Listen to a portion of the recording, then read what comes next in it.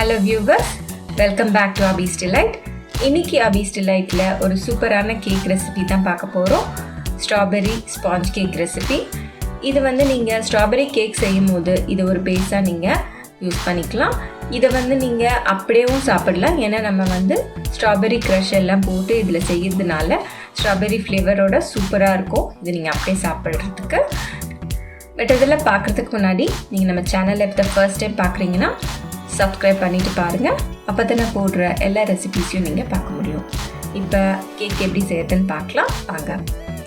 நான் வந்து ஜலிக்கிறதுக்கு ஒரு ஜல்லடை எடுத்திருக்கேன். அதுக்கு மேலே வந்து ஒரு அரை கப் மைதா நான் எடுத்துக்கிறேன்.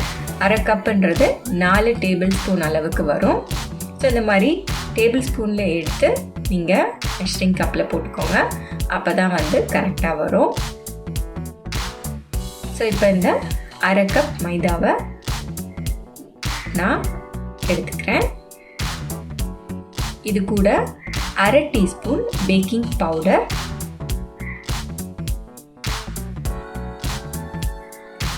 கால் டீஸ்பூன் பேக்கிங் சோடா, இது ரெண்டுத்தையும் ஆட் பண்ணிவிட்டு இதை நல்லா மிக்ஸ் பண்ணி விட்ட மாதிரியே இதை சலிச்சு எடுத்துக்கோங்க. இல்லை சலிச்சு எடுத்துகிட்டு கூட அப்புறமா நீங்கள் விஸ்க் வச்சு மிக்ஸ் பண்ணிக்கோங்க.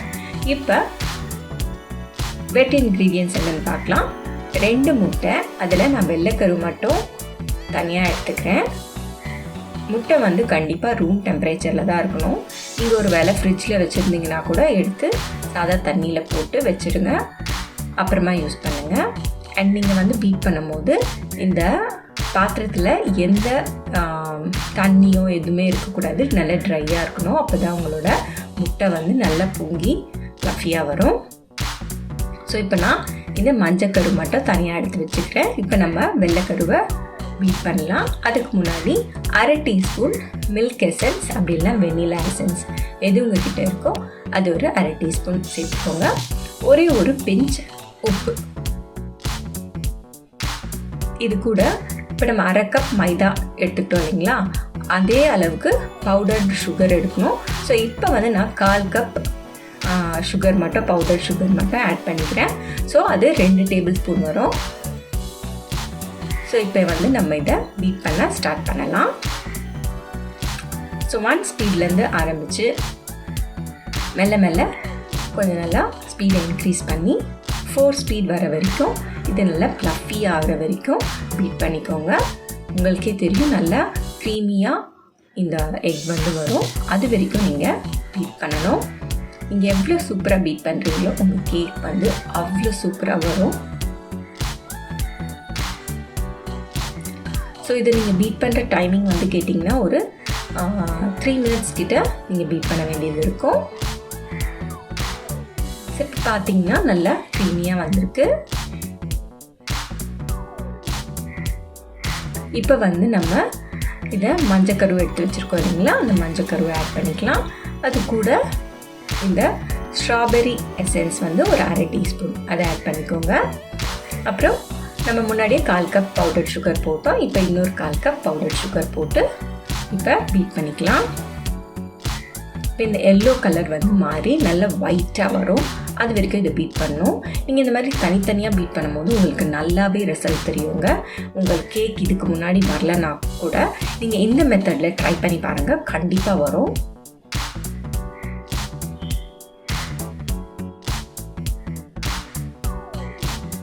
ஸோ நீங்கள் வந்து 4 ஸ்பீடில் நிப்பாட்டி இருந்தீங்க. இப்போ நம்ம எல்லோ யாக் ஆட் பண்ணதுக்கப்புறம் 4 ஸ்பீட்லேயே கண்டினியூ பண்ணி பீட் பண்ணுங்கள்.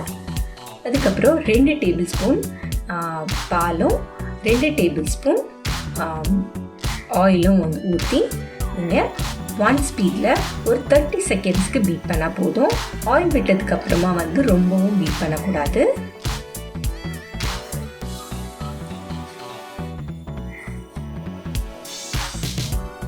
ஸோ ஒரு 30 செகண்ட்ஸ் பீட் பண்ணதும் இதை ஆஃப் பண்ணிவிடுங்க. இப்போ வந்து நீங்கள் பாத்திரத்தை ப்ரீஹீட் பண்ணி வச்சுக்கோங்க. ஓவன் வச்சுருந்தீங்கன்னா 180 டிகிரி செல்சியஸில் 10 மினிட்ஸ்க்கு ப்ரீஹீட் பண்ணி வச்சுக்கோங்க. இந்த பேனும் வந்து ரெடி பண்ணி வச்சுக்கோங்க. பட்டர் பேப்பர்லாம் போட்டு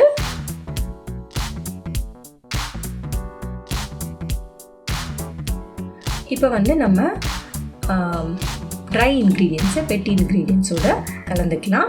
ஸோ இதை வந்து நல்லா 4 பார்ட்டாக பிரித்து கொஞ்சம் கொஞ்சமாக ஆட் பண்ணி இதை வந்து நீங்கள் இந்த ப்ளஃபினஸை வந்து பிரேக் பண்ணாமல் ஒரு விஸ்க் வச்சோ இல்லை ஒரு ஸ்பேச்சுலா வச்சோ இதை வந்து மிக்ஸ் பண்ணிக்கோங்க. ரொம்ப மெல்லமாக பண்ணுங்கள். இது வந்து ரொம்ப விகரஸாக பண்ணிங்கன்னா இந்த ப்ளஃபினஸ் வந்து போயிடும்.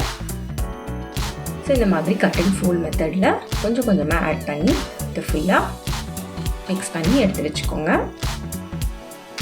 இப்போ நான் லாஸ்ட் பேட்ச் ஆட் பண்ணுறேன்.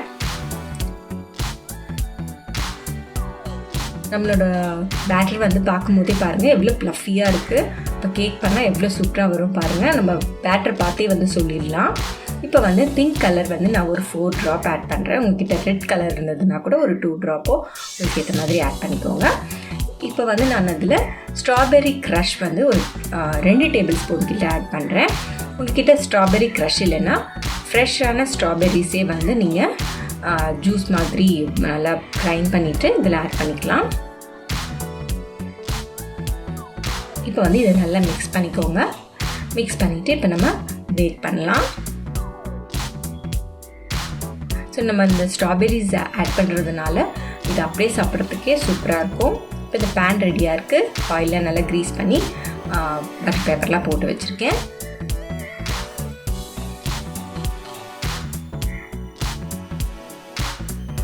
ஸோ இந்த பேட்டரை ஊற்றுனதுக்கப்புறமா ஒரு டூத்பிக் வச்சு இதை வந்து நல்லா சுற்றி விடுங்க. ஸோ ஏர் பபிள்ஸ் உள்ளே இருந்ததுன்னா இது வந்து உடஞ்சிரும். இந்த மாதிரி டேப் பண்ணிவிட்டு இப்போ வந்து நம்ம பேக் பண்ணலாம். இந்த பாத்திரத்தில் 30லேருந்து 35 மினிட்ஸ் வரைக்கும் நம்ம ப்ரீஹீட் பண்ணி வச்சுருக்கோம் இல்லைங்களா, அதில் பேக் பண்ணுங்கள். ஓவனாக இருந்ததுன்னா 180 டிகிரி செல்சியஸில் ப்ரீஹீட் பண்ண ஓவனில் 30 to 35 மினிட்ஸ் பேக் பண்ணி எடுத்திங்கன்னா உங்களுக்கு சூப்பரான ஸ்பாஞ்சியான கேக் ரெடி. இப்போ பார்த்தீங்கன்னா நீங்கள் எடுத்து பார்த்ததுக்கப்புறம் ஒரு டூத்பிக்கோ ஏதோ ஒன்று வச்சு நீங்கள் இன்சர்ட் பண்ணி பார்த்தீங்கன்னா அது வந்து எந்த பேட்டரும் இல்லாமல் வந்ததுன்னா கிளியராக இருந்ததுன்னா உங்களோட கேக் வந்து சூப்பராக குக் ஆகிருக்குன்னு அர்த்தம். இப்போ இந்த மாதிரி ஒயர் ரேக்கில் வந்து போட்டு வச்சுருங்க. அப்போ தான் வந்து ஆறி உங்களோட கேக் வந்து சூப்பராக வரும்.